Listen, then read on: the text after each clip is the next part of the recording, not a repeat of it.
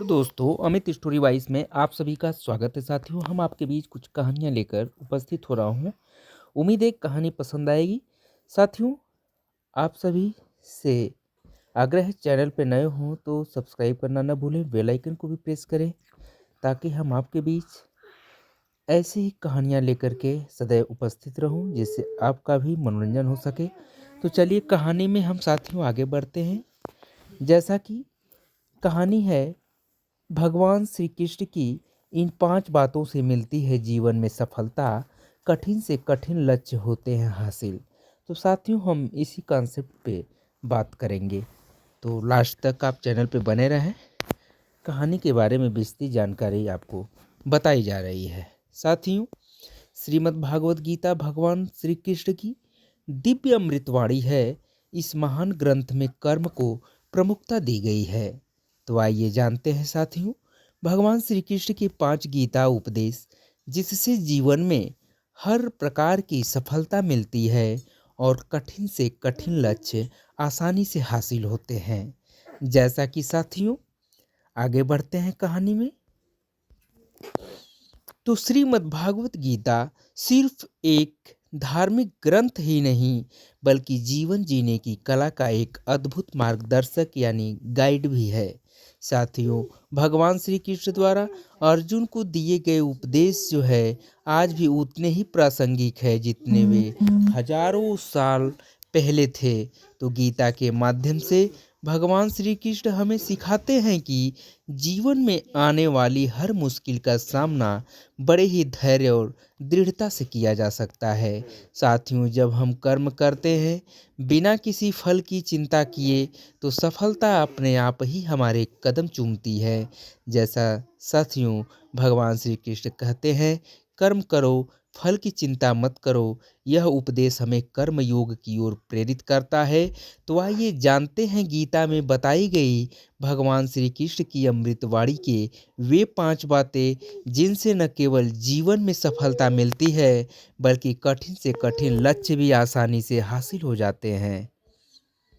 जैसा कि साथियों नंबर 1 है, एकता में बल है।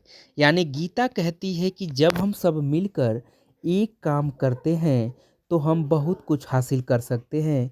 इसे समझाने के लिए भगवान श्री कृष्ण ने एक रस्सी का उदाहरण दिया है।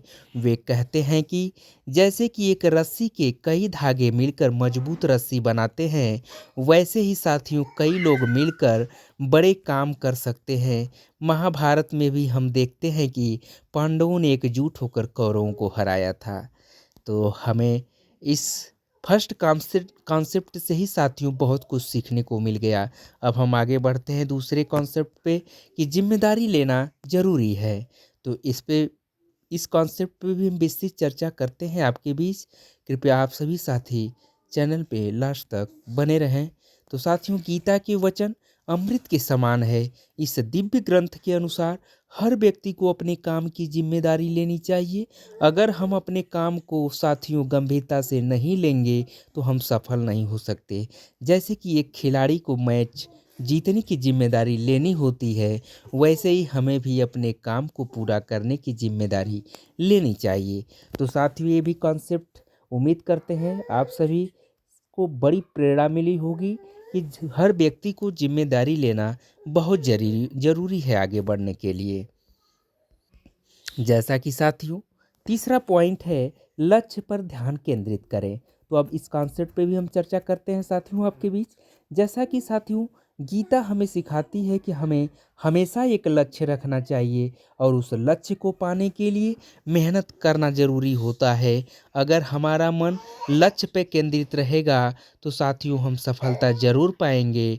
जैसे कि एक तीरंदाज को निशाना लगाने के लिए अपनी पूरी शक्ति लगाकर तीर छोड़ना होता है, वैसे ही हमें भी अपने लक्ष्य को पाने के लिए पूरी मेहनत करनी चाहिए। तो उम्मीद करते हैं कि तीसरा कॉन्सेप्ट भी आपको क्लियर हो गया होगा साथियों कि बिना लक्ष्य के, बिना ध्यान केंद्रित किए कुछ भी संभव नहीं है। तो हर इंसान को बिल्कुल लक्ष्य पे ध्यान देना ज़रूरी है। तो चौथे कॉन्सेप्ट पे चलते हैं, जैसा कि साथियों समय का सदुपयोग करना सीखें। तो चलिए इस कॉन्सेप्ट पे भी हम विस्तृत जानकारी आप सभी साथियों के बीच साझा करते हैं। तो साथियों समय बहुत कीमती है। गीता के माध्यम से भगवान श्री कृष्ण ने कहा है कि हमें समय का सदुपयोग करना चाहिए। जो लोग समय का सदुपयोग करते हैं वे हमेशा सफल होते हैं। जैसे कि साथियों एक किसान को फसल बोने का सही समय पता होता है, वैसे ही हमें भी हर काम को करने का सही समय पता होना चाहिए। तो साथियों चौथा कॉन्सेप्ट भी उम्मीद करता हूँ क्लियर हो गया होगा आप सभी को कि समय का सदुपयोग सबको करना चाहिए। बिना समय के सदुपयोग किए कुछ भी संभव नहीं है। तो आगे बढ़ते हैं साथियों, कहानी में आप सभी बने रहें। जैसा कि साथियों पांचवा पॉइंट है लालच और स्वार्थ से मुक्ति। तो चलिए साथियों हम इस कॉन्सेप्ट पे भी चर्चा करते हैं। आप सभी चैनल में बने रहें, लास्ट तक सुनते रहें। जैसा कि इसके साथ ही साथियों गीता हमें लालच और स्वार्थ से दूर रहने का उपदेश देती है। जब हम निस्वार्थ भाव से कार्य करते हैं साथियों, तो हमारा मन शांत रहता है और हम जीवन के वास्तविक अर्थ को समझ पाते हैं। गीता के अनुसार व्यक्ति को अपने कर्मों पर ध्यान केंद्रित करना चाहिए, न कि उनके परिणामों पर। तो साथियों इन 5 सिद्धांतों को अपने जीवन में लागू करके हम सफलता की नई ऊंचाइयों को छू सकते हैं। अन्य शब्दों में कहें साथियों तो गीता हमें बताती है कि सफल होने के लिए हमें एक टीम के रूप में काम करना चाहिए, अपनी जिम्मेदारी निभानी चाहिए, एक लक्ष्य रखना चाहिए और समय का सदुपयोग करना चाहिए।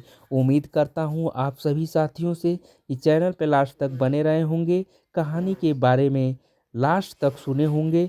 तो आपको इन 5 कॉन्सेप्ट से 5 सिद्धांत से आपको बहुत कुछ सीखने को मिल गया होगा। तो साथियों आप सभी का हम चैनल पे बहुत बहुत स्वागत करते हैं। थैंक यू सो मच दोस्तों, आई लव यू। साथ ही साथ सब्सक्राइब करना न भूलिएगा, बेल आइकन को प्रेस करिएगा ताकि आपके बीच हम ऐसी कहानियाँ लेकर के उपस्थित रहूं। तो चलिए बहुत बहुत धन्यवाद, थैंक यू सो मच।